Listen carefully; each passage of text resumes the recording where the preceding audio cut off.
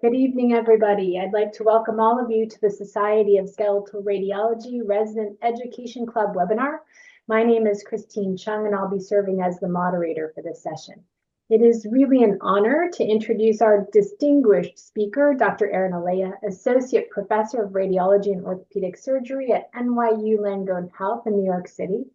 She brings an incredible wealth of expertise in the field of musculoskeletal imaging with a focus on sports imaging and post-operative imaging in MRI. She's a proliferative contributor to the field with over 50 peer-reviewed publications, more than 40 scientific presentations, and 4 book chapters to her name. Dr. Alaia has multiple accolades, among them being a member of the International Skeletal Society and actively involved in multiple other societies, the SSR, the RSNA, the Röntgen Ray, and the ACR.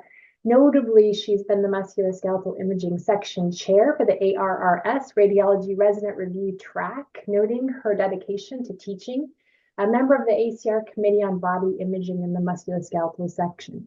She has equally impressive editorial contributions and maybe the crown jewel of that having been the Figri Fellow for AJR. So join me in giving a warm welcome to Dr. Alaia as she shares insights with us today. I'm really excited to hear her presentation, and I know you all are as well. Thank you so much, Dr. Chung. I'm really honored to be here tonight, and I have to say thank you for the kind introduction. And when I heard that you were moderating this session, I was just so excited and honored. So thank you so much. Hi, everyone. My name is Erin Alaia. I'm here in New York City in my apartment. I'm really excited tonight. I'm going to be talking about my favorite joint. Those of you who know me know how much I love the knee, an MRI of the knee, and specifically, I have a love for postoperative imaging. And today I'm going to be talking about one of my favorite topics, which is chondral resurfacing. And you saw the intro slides talking about pull everywhere, so I hope you're all logged in. There are going to be a few questions throughout the lecture. So I have no disclosures. So tonight, my lecture is really going to be focused on cartilage. So I'm going to be talking about the most common surgical options that we see in our clinical practice for chondral resurfacing. And I'm going to be, through showing relevant cases, going to be talking about the usage of MRI in order to assess chondral repair tissue. So let's talk about each of the available surgical options. So the options that I'm going to be talking about tonight in my lecture, and the ones that I'm really seeing every day when I read MRI, include chondroplasty, which is really a debridement and smoothing of the articular surface, an easy to perform, accessible, low cost, and also very effective option. Marrow stimulation, which is most often performed with microfracture, where the surgeon penetrates the subchondral bone to expose stem cells to the articular surface that turn into fibrocartilage. Cell-based repair, which is really various iterations of autologous chondrocyte implantation. And then finally, for osteochondral lesions, both small and large, we have options for osteochondral restoration. So first and foremost, I want you to understand that what we see on MRI and what we report and relay to our surgeons is really going to be important. If we have a purely chondral-based lesion, this is going to be addressed with a chondral-based solution. So for example, cell-based repair or autologous chondrocyte implantation. Whereas an osteochondral lesion, a lesion with a chondral defect, deformity of the subchondral bone plate, subchondral edema-like signal, this is going to be treated with an osteochondral solution, so osteochondral restoration. So what we describe and report on MRI is going to be very important. So there are quite a few surgical considerations that are really important to understand. So patient-specific factors certainly are going to come into play. So chondral resurfacing is going to be most appropriate for younger patients with isolated chondral lesions. The surgeon is also going to be thinking about the patient's activity level. So if you have a patient that's a competitive athlete, they're going to have earlier return to play if they have an option such as an Oates procedure, where they have autogenous from their knee, they're transferring that osteochondral plug. Lesion morphology is going to be very important. So size specifically is the size small or large, and small is considered less than 2 centimeters squared. Large is greater than 2 centimeters squared. We have to consider whether or not the lesion is chondral or osteochondral, whether or not the lesion is degenerative, so part of the spectrum of osteoarthritis, and degenerative lesions are going to have more broad, obtuse margins, or a traumatic lesion, lesions that are more likely to be isolated, having those abrupt acute margins. Or finally, we need to report if the lesion is osteochondritis dissecans. Something that's also going to be very important in patients being considered for chondral resurfacing is coronal plane alignment. So you'll see the surgeons order these lower extremity alignment radiographs. We're looking at the lower extremities really to assess whether or not there's coronal plane malalignment. So for example, if we have a patient in whom is being considered for an osteochondral allograft of the medial femoral condyle, and the alignment images demonstrate the patient to be in varus, that medial compartment is going to be offloaded at the time of chondral resurfacing with a high tibial osteotomy in order to really optimize clinical outcomes. And finally, we need to think about meniscal quality. We know the meniscus really absorbs the weight that comes through the knee and distributes that hoop stress. So meniscal deficiency is really not going to serve well in a patient who is being considered for chondral resurfacing. So first, let's talk about chondroplasty. So here's our first question, so get ready for the poll everywhere. So we have a sagittal fluid sensitive image. Here we're looking at the lateral femoral trochlea, and we see this large full thickness chondral flap. And beneath that flap of cartilage, we're seeing lots of subchondral edema-like signal. So I'll tell you that these flaps of cartilage are going to be very irritating to the knee. They're really going to irritate the synovium, a joint effusion will form, and these lesions are often very painful. So the patient went on to arthroscopic surgery. Here we see the surgeon probing that flap of cartilage, confirming that it's a full thickness defect. So here's our first question. Chondroplasty involves which of the following? A, reshaping cartilage in preparation for arthroplasty. B, debridement of damaged cartilage and smoothing of the articular surface. C, biopsy of cartilage for autologous chondrocyte implantation. Or D, injecting gel-1 or PRP to stimulate fibrocartilage. So take a moment to look at the images. Okay.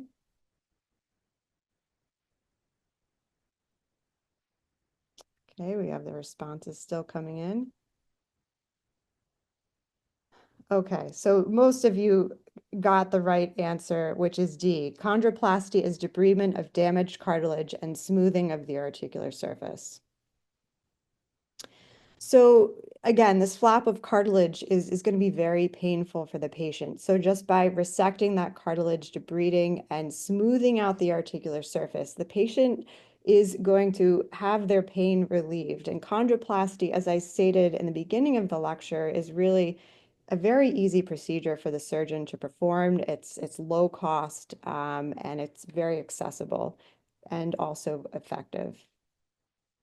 And here would be the typical postoperative MRI. This is our patient. We see that that flap of cartilage has been resected. The articular surface is smooth, so these are expected post-procedural changes following chondroplasty, and that subchondral edema-like signal has markedly decreased. So next, let's talk about marrow stimulation. So marrow stimulation is most commonly performed via microfracture. So in a microfracture, the surgeon is using a K-wire or an AL to repetitively penetrate the subchondral bone in order to expose the defect site to mesenchymal stem cells, which are going to migrate to the articular surface. And prior to that microfracture, the surgeon is going to do a chondroplasty. Now, microfracture is an option that is considered only for small chondral defects. Why only small defects? because there's really a lot of distortion of the subchondral bone plate architecture. This is not going to be good for the joint compartment. So this is why it's only used for very small lesions that have no subchondral involvement.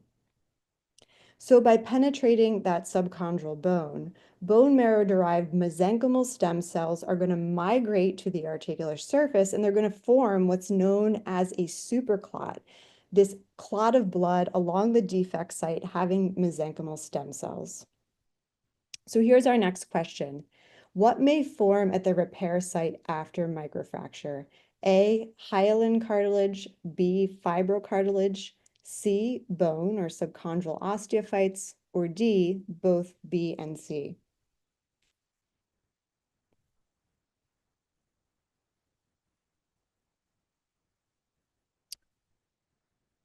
Okay, good. So most of you got the right answer.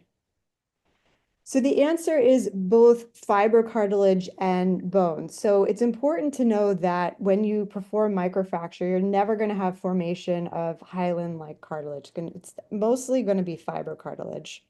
So those stem cells may differentiate in patients with microfracture to fibrocartilage, as we're seeing here, unless ideally they may differentiate into subchondral bone, forming these subchondral osteophytes beneath the fibrocartilage. And as you can see here on this sagittal MRI, there's really substantial deformity of the subchondral bone plate. We expect this deformity to occur after microfracture. So here's a patient treated with microfracture. We have the preoperative MRI. So we see a large full thickness chondral flap along the central medial femoral condyle. So 1 month post-op, we see that that flap has been resected. So chondroplasty was performed prior to microfracture. And 1 month after surgery, we're seeing lots of subchondral edema-like signal. And this is certainly going to be acceptable in the early postoperative period. So 5 months post-op, we see that there is now partial infill of fibrocartilage at the defect site. So this is a nice short-term postoperative imaging outcome. And we also see that that subchondral edema-like signal has decreased. Now, the patient may do well over the short term, but unfortunately, we know that we follow these patients out for many years, patients with microfracture, they just do not fare well. So here we have this patient 2 years postoperatively. We see subchondral edema-like signal, fibrocartilage at the repair site, which thins at 3 years. Edema-like signal has nearly resolved, but at 8 years, we can see broad full thickness or near full thickness chondral wear. So microfracture, again, develops this fibrocartilage, which unfortunately is really both biochemically and biomechanically inferior to the normal hyaline cartilage. And that, in combination with this substantial distortion of the architecture of subchondral bone, is really going to make that joint compartment vulnerable to the mechanical forces, and it's going to deteriorate over time with development of osteoarthritis. Another problem with microfracture is that in distorting that architecture of the subchondral bone, the surgeon is also in some ways burning a bridge for future chondral resurfacing. So for example, patients with microfracture are not going to be good candidates for future autologous chondrocyte implantation. I'm going to be talking about that later in the lecture. So for these reasons, microfracture really is not being used as commonly as it previously was, except for very small defects in isolated situations. So next, let's talk about cell-based repair. So cell-based repair includes various iterations of autologous chondrocyte implantation. So I want to emphasize, and it's important to know that autologous chondrocyte implantation is a 2-stage surgery. So that means 2 trips to the operating room, 2 sessions under anesthesia, and the associated risks and costs. And I want you to think about that when we talk about this option. So this patient underwent autologous chondrocyte implantation. This is the 1st stage surgery. So you can see here, there's this chondral lesion along the inner third of the medial femoral condyle. On the arthroscopic image, we see chondral wear, which is ranging up to full thickness. So the surgeon in the stage 1 surgery performed chondroplasty, debriding out the articular surface, making it nice and smooth. And that stage 1 surgery is also going to include a cartilage biopsy along a relative non-weight-bearing area of the knee. It's almost always done along the lateral aspect of the intracondylar notch. Now, the biopsied chondrocytes are going to be sent off-site, and they're going to be sent to a lab and grown ex vivo. And in the latest generation of this surgery, which is known as MACI, or matrix-assisted autologous chondrocyte implantation, those chondrocytes are going to be implanted into a collagen matrix. And the cultured chondrocytes implanted in that collagen matrix are then delivered back to the surgeon to be implanted into the defect site. So here we have open surgical images prior to the MACI procedure. We see these bipolar chondral defects of the patellofemoral compartment, so defects of the opposing articular surfaces of the patella and the trochlea. And then following MACI, we see this translucent thin membrane which has been implanted. We see a sort of concave appearance at that defect site. So this is going to evolve over time with gradual infill. So initially, at the time of implantation, you have these chondrocytes embedded in that collagen matrix at about 0 to 6 weeks.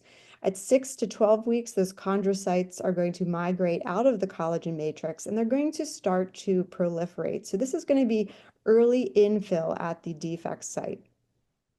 3 to 6 months, infill is going to continue with remodeling, and then maturation is expected by about 6 months or more. Now, matrix-assisted autologous chondrocyte implantation, or any ACI surgery, is only going to be performed for larger defects.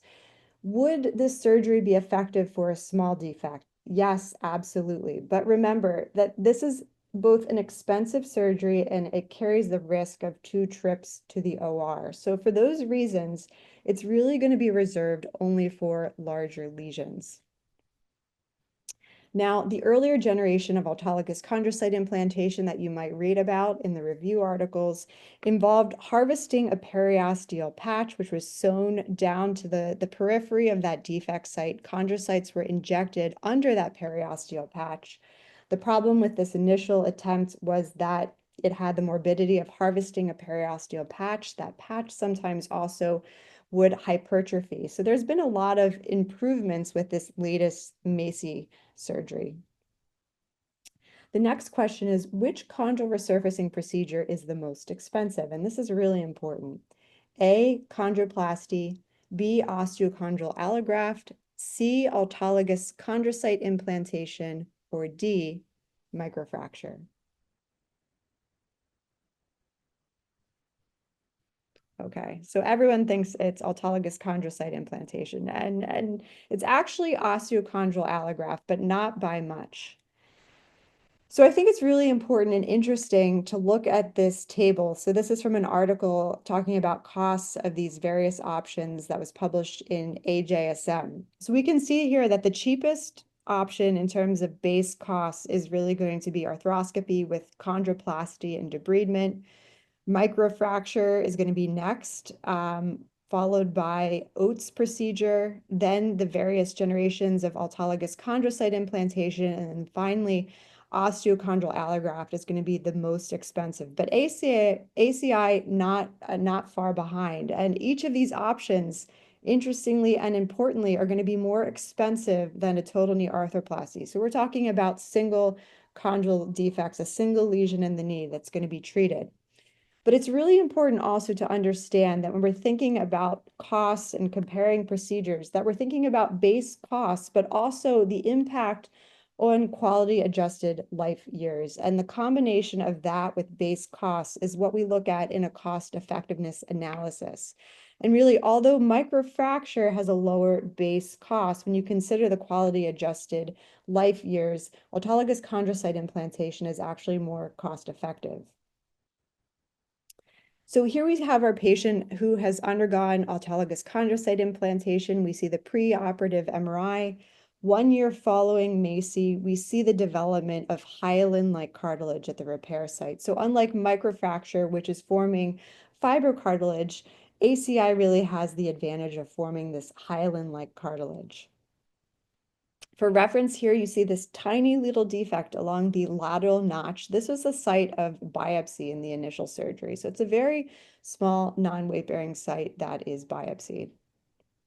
Here's another patient that had really a beautiful postoperative result. Here we see this is the typical appearance of a traumatic chondral defect, abruptly marginated and isolated chondral lesion. This is a skeletally immature patient. And 6 months following MACI, we just see really a nice postoperative result. We see a nice homogeneous signal of the cartilage. It's similar to native cartilage. We see partial infill. This is expected findings at about 6 months, and the subchondral bone really looks clean. So which of the following is true for marrow edema-like signal after autologous chondrocyte implantation? A, marrow edema-like signal is never considered normal. B, marrow edema-like signal can be observed up to about 1 year postoperatively. C, the reappearance of postoperative marrow edema-like signal is an indication of robust vascularization. Or D, progressively increasing edema-like signal is reassuring. So take a moment to think about that. Wow. Okay. You guys are good. You're getting all the right answers. So the correct answer is B. Marrow edema-like signal can be observed up to about 1 year postoperatively. So I always have trouble memorizing, classification systems, the length of time that things are supposed to occur. I think it's just important to emphasize, it's important to know that edema-like signal changes are within the realm of expected postoperative findings. But importantly, we're imaging the patient often at a single time point. If we follow the patient out over time, that edema-like signal should progressively decrease, and it's never going to be normal for edema-like signal to reappear after resolving or to substantially increase. So here's a nice example. This is patient underwent ACI surgery. Preoperatively, we see this chondral defect along the inner third of the medial femoral condyle. Really nice postoperative appearance 8 months following surgery with infill of hyaline-like cartilage at the repair site. Now, unfortunately, and this is not going to be considered normal, 1 year following surgery, we have the new development of the subchondral edema-like signal. So new edema-like signal occurring at 1 year post-op when previously normal is not going to be a good finding. And then at 2 years postoperatively, unfortunately, this patient now has the development of subchondral bone with an osteophyte here. So this patient failed their autologous chondrocyte implantation surgery due to this bone overgrowth, which can result in chondral loss along the opposing articular surface due to bony impaction, and this patient underwent revision with an osteochondral allograft. So I talked about in the beginning of the lecture how microfracture, unfortunately, because it really distorts the architecture of subchondral bone, is going to be burning a bridge. We know that microfracture does not have great success when we follow patients out for the long term. And so patients would need a revision chondral resurfacing procedure. And due to that distortion of the subchondral bone, they really are not going to fare well if they get autologous chondrocyte implantation. In fact, these patients are going to have about a 3 to 7 time higher failure rate. So really important to remember and emphasize. And here, again, we see that distorted subchondral bone.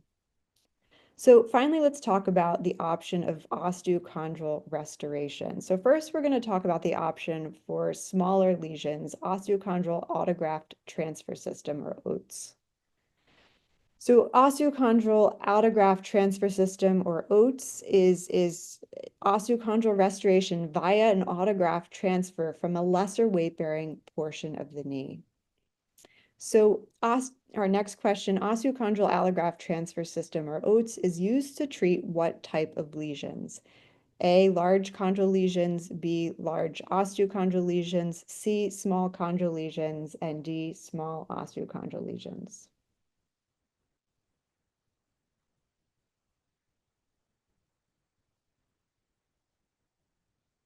Oh, okay, interesting. So I'm glad that I asked this question. So we have a split between large and small osteochondral lesions. So this is only going to be used for small osteochondral lesions. Now, so small lesions being lesions that are less than 2 centimeters squared. Occasionally, and really very rarely, I've never seen it in clinical practice. I've only seen it in review articles.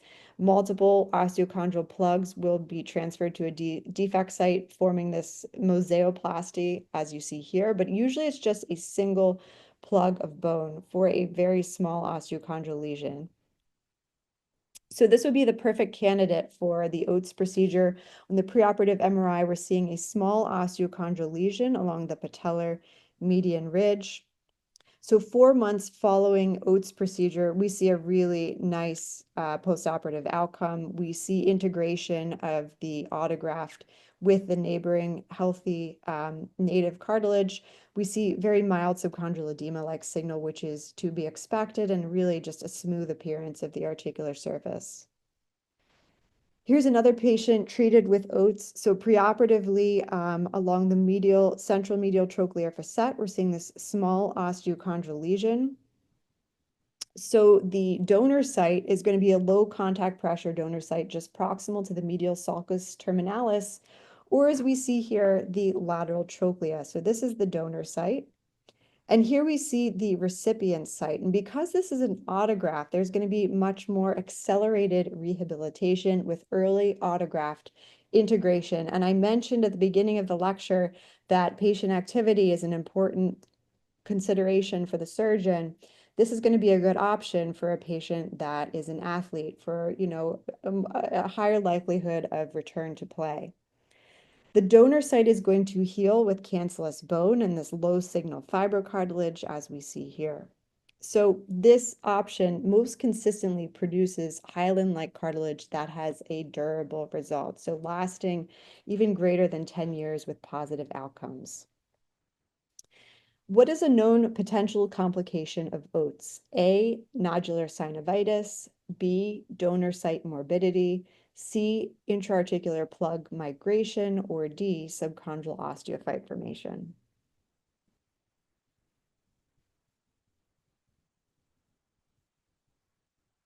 Okay, so most people thought C.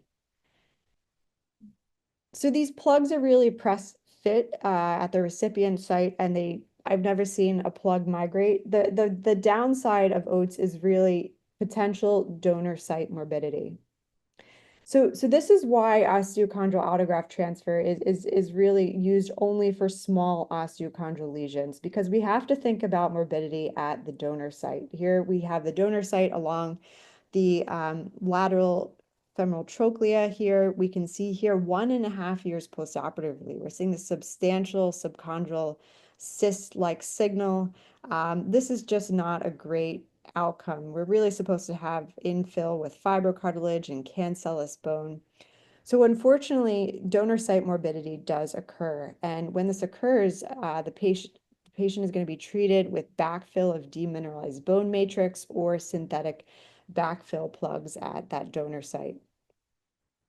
So next question, true or false, an osteochondral plug harvested from the knee can be transferred to another joint?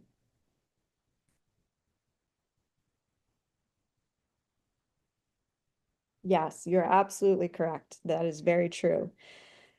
So at our institution, we have a lot of cases. We have a very active foot and ankle surgeon that does a lot of talar chondral resurfacing. And the donor site, as you can see here, is along the lateral femoral trochlea.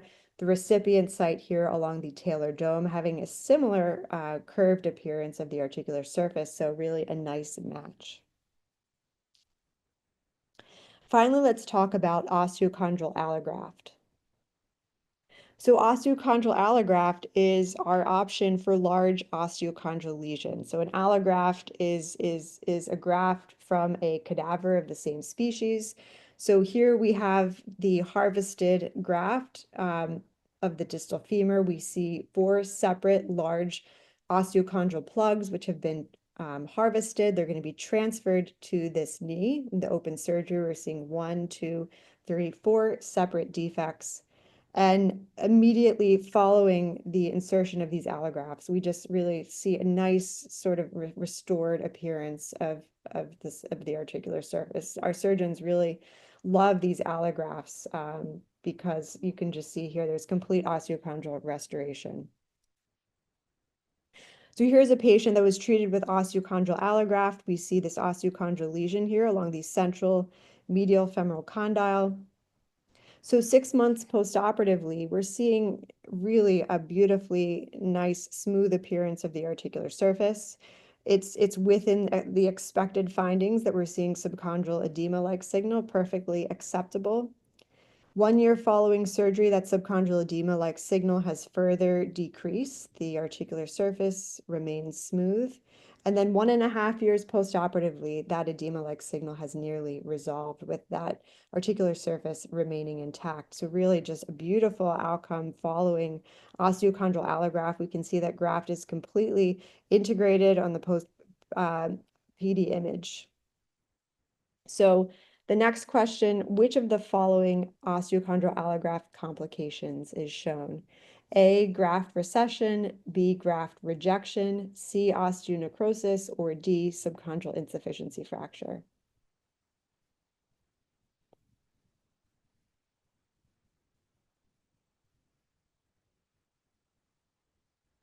Okay, okay, so it's all over the place. This is kind of a harder question. So this is actually osteonecrosis. So let's take a closer look at this patient. So 4 months post-operatively, we see acceptable findings here along the medial femoral condyle. We're seeing this allograft, lots of subchondral edema-like signal, but we're only 4 months post-operative. So that signal is persisting, possibly slightly increased at 8 months post-operatively. The graft looks to be integrating, but then something happens 11 months post-operative. We're seeing this new or increased cystic change, edema-like signal has also increased. And we look at the proton density image, we see this serpiginous subchondral edema, subchondral signal abnormality. So the surgeon ordered a CT to further evaluate, and this really is just confirming the presence of osteonecrosis or avascular necrosis with serpiginous morphology and mild subchondral collapse. So next questions, true or false, this radiographic appearance of an osteochondral allograft may be normal.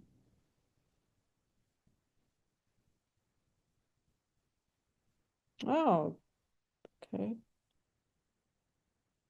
Okay. Good job. That's absolutely correct. So, we saw this patient in clinical practice, and this was read as a proud appearance of an allograft along the lateral femoral condyle with back out. So the surgeon was really confused because clinically this patient was doing very well. So the next step was to order an MRI. We ordered the MRI. And we can see here that the articular surface actually is really nice and smooth, and that offset of the subchondral bone is just due to normal differences in the geometry between the donor and the recipient sites. So the donor had a much thinner layer of cartilage when compared to the adjacent recipient native knee cartilage, resulting in that offset. So you really want to be careful when you read these cases.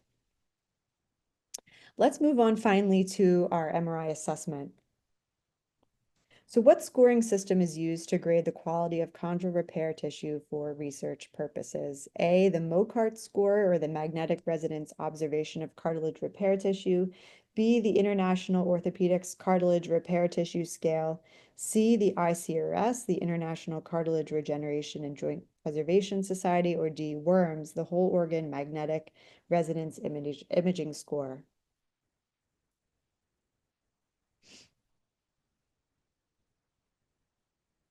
Okay, very good. So specifically, the scoring system that's really used specifically for the evaluation of cartilage repair tissue is going to be the Mokart score. Now, the MOCART score is a scoring system that was created for the purposes of research. I just want to emphasize that the MOCART score is not something that I recommend anyone insert into their clinical report. But, I always tell our trainees, I myself have closely looked at the MOCART score and the different components because I really think that it's useful in dictating your search pattern and guiding your descriptors and sort of understanding what findings are optimal and suboptimal, what we're looking for and what we can relay to our surgeons. So although I don't insert that score into my clinical report, I understand the morphologic components that are contributing to this patellar lesion having a favorable score of 90 and this lesion along the trochlea having a less favorable score of only 25. And, we're going to get into each of the components of the MOCART score. But first of all, if the patient really has a suboptimal postoperative imaging appearance, before you report it, you want to pick up the phone and talk to the surgeon, get a sense of how the patient's doing clinically, and give them the heads up of, what you're going to be reporting. Second of all, it's important to understand that we're imaging the patient at a point in time. So a lot of these findings are going to be evolutionary. So for example, subchondral edema-like signal is going to mean something different depending on when we image the patient at any prior imaging findings. So I want to emphasize that before we talk about each of the components. So the next question, how would the volume fill of this chondral repair tissue be characterized? A, partial infill, B, complete infill, or C, infill with hypertrophy of repair tissue?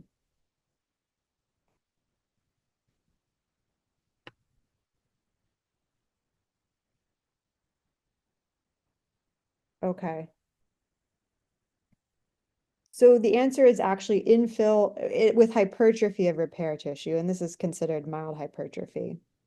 So the first component of the MOCART score is looking at the degree of volume fill, and we're going to be evaluating all of the repair tissue with the reference being neighboring healthy cartilage as our internal reference. So here's an example of complete fill with smooth appearance of the articular surface, and in contrast, here is our patient with very mild hypertrophy of repair tissue.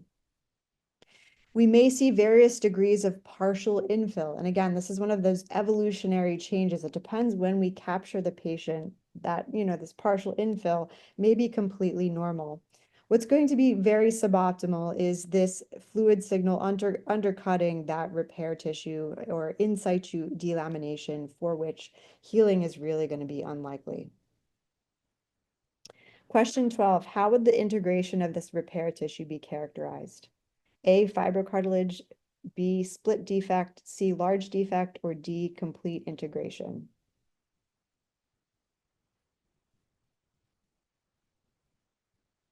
Very good. That is correct. It's a split defect.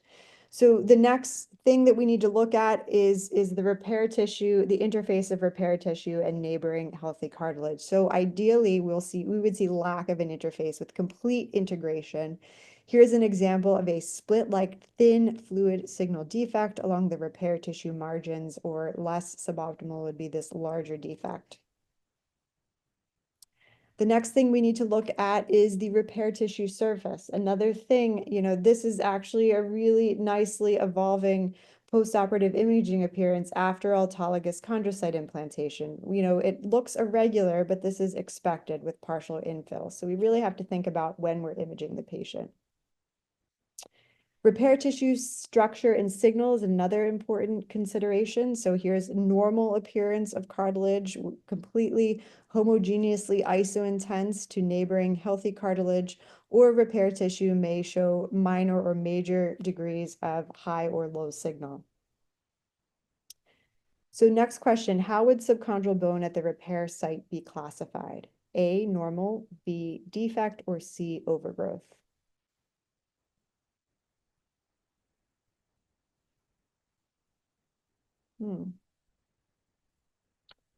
Okay, so this is actually overgrowth. So here we see the subchondral bone. It should be really nice and smooth. And here we just see this focal convexity here, this development of a subchondral osteophyte.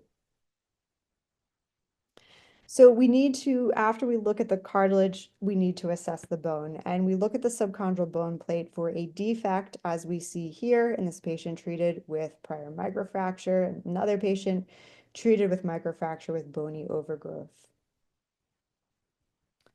And then finally, we want to look at subchondral signal changes. And this is, again, I want to emphasize, it depends when we image this patient, what could be considered normal. Ideally, subchondral marrow would be completely normal in signal with lack of subchondral edema-like signal, or it may show minor or major degrees of abnormality. Again, subchondral edema-like signal is something that is expected in the postoperative period. Over time, it should gradually decrease. It should not reappear, and it should not substantially worsen. And here is that case of osteonecrosis. So that was my talk on chondral preservation surgical option and the MRI assessment. So, when we're thinking about these cases, we need to really make sure we measure the lesion in the coronal and the sagittal plane. The surgeons are thinking about whether or not it's a small defect or a large defect. Small defects less than 2 centimeters squared are going to be treated with chondroplasty. Anything can be treated with chondroplasty, marrow stimulation, or osteochondral restoration with Oates procedure. Large lesions can again be treated with chondroplasty, cell-based repair, or an osteochondral allograft. Lesions that are purely chondral are going to be treated with chondroplasty, marrow stimulation with microfracture or cell-based repair.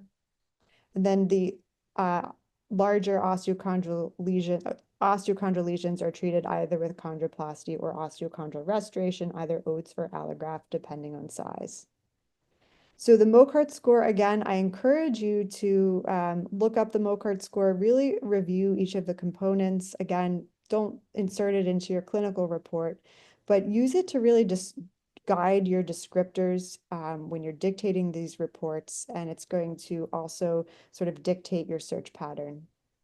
Thank you so much.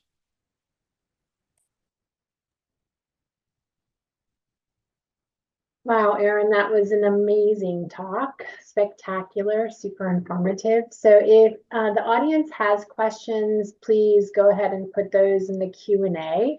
That would be great. And while we're waiting to see if people have questions, I just wanted to comment a little bit on your opening slides, where you talked a little bit kind of about the idea of the go, no go. I know Rob Mock and Carla Scanzella, who have done a whole lot of work on osteoarthrosis and worked in conjunction with your orthopedic surgeon, Eric Strauss, Oh, yeah, and kind of looking at assessing cartilage lesions and determining whether or not it's the green meat, it's a go. You can use some of the restorative techniques that you described, or whether they're not really candidates for that. So you pointed out, you want to understand, you called it the coronal plane alignment. I think some of the rest of us may call that mechanical axis of the knee. And Eric Strauss, the orthopedic surgeon from NYU, pointed out this is super, super important. So if you're going to go to the trouble of doing a cartilage restorative procedure, you want to be sure that the mechanical axis of the knee is preserved, because if it's not, as Erin mentioned, then you're really loading or overloading that cartilage restoration procedure and it's going to fail. So I think that was a really important point that you made.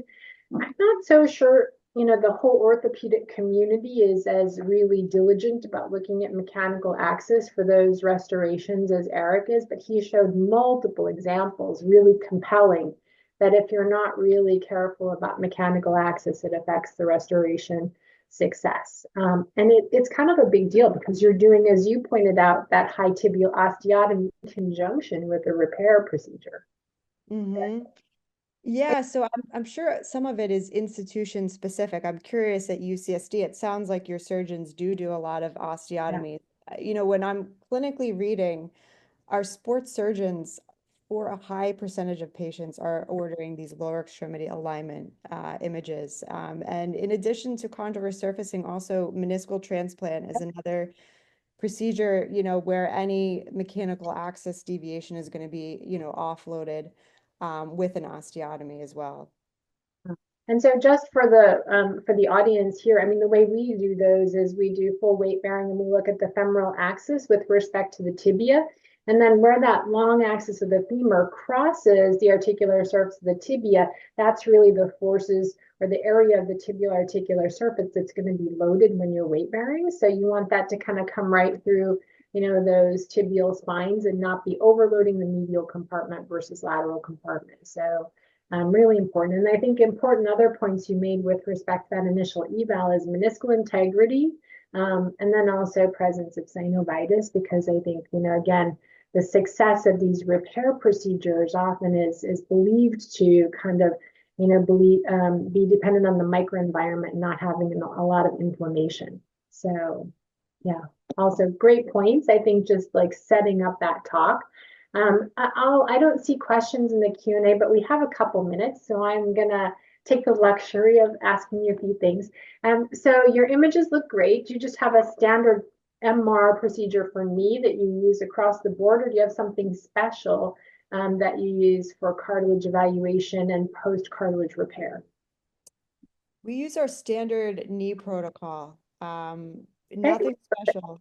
Perhaps, I don't think we preferentially image even at 3T over 1.5. We're Yeah. just using our standard protocol. Do you have a We don't have a special unless there's some, specific patient information once in a while.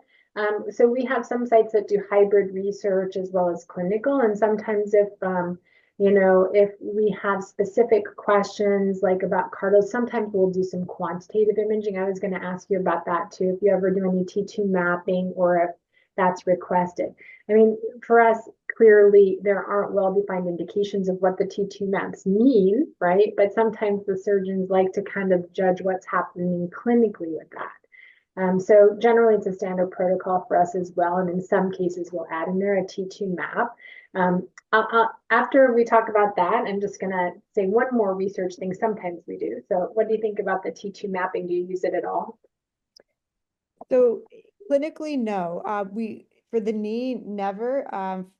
Research purposes, yes. Nothing that I ever interpret in terms of my clinical report is with T2 mapping. Interestingly, our foot and ankle surgeon that does a lot of chondral resurfacing does order T2 mapping for but mostly in order to guide his research. But that would be the only exception that I can think of where we're reading a clinical MRI and they would include T2 mapping.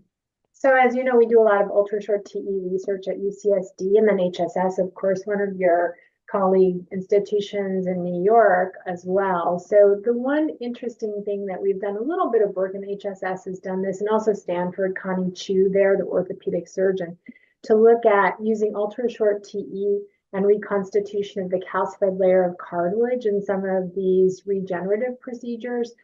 So the idea that you need fill tissue and you need the fill tissue to adhere. And you talked about looking at the subchondral bone plate. And I think sort of maybe the next step on that is if we have reliable ways to look at calcified cartilage, which I sort of view as the glue between the hyaline cartilage and the subchondral bone. Some of those things look promising. I don't know from the standpoint of maybe return to play and when you can start to kind of really load the regenerated tissue. That's, sometimes a question, but it seems as though sort of the anecdotal kind of patient feeling and how the, orthopedic surgeons kind of judge that seem to work pretty well without needing added imaging. So, Oh, wow.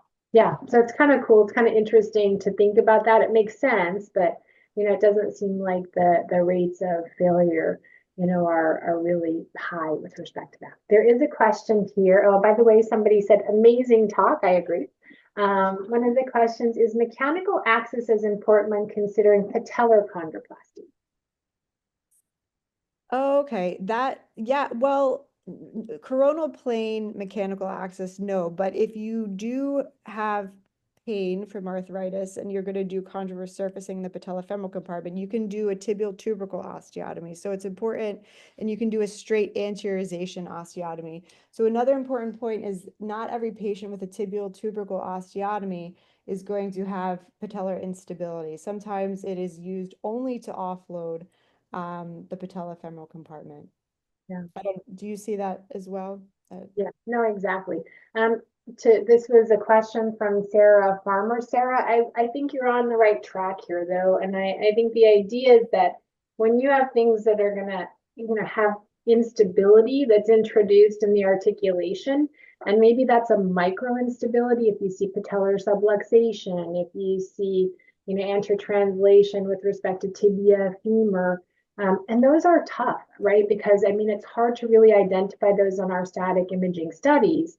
But when we couple that with like the physician's physical exam, is there subluxation? Is this a, micro instability in the joint? Those things will certainly, I think, affect cartilage repairs. It's just tough for us to identify those.